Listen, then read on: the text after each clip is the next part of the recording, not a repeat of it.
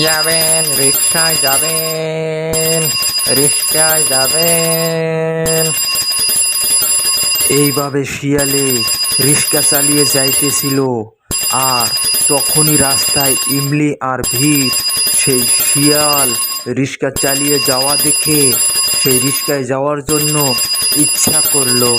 আর তখনই সেই শিয়ালকে ভিড়ে ডাকলো। এই শিয়াল বাবাজি, রাক্ষসে আমরা তোমাদের রিকশায় যাব। এইভাবে ইমলি আর বীরকে শিয়াল বাবাজির রিক্সায় চালিয়ে নিয়ে যাইতেছিল। হঠাৎ করে ইমলির পানি পিপাসা লাগে। বীর পানির জন্য দোকানে হাঁটতে হাঁটতে চলে যায়। আর তখনই শিয়াল বাবাজি রিক্সা থেকে নেমে ইমলিকে বলে, এই যে সোনার ইমলি মা, আমাকে তুমি চিনলে না? আমি হচ্ছি ম্যাড ম্যাক্স।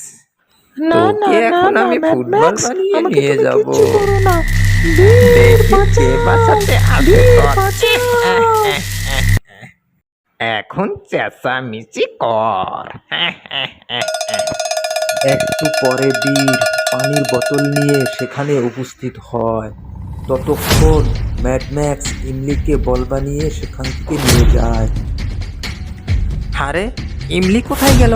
আর রিক্সাওয়ালা সেই শিয়াল বাবাজি কোথায়? নিশ্চয় এটা কোনো ম্যাডম্যাক্সের চাল ছিল। আমি আমি এখন ইমলিকে তালাশ করতে যাই।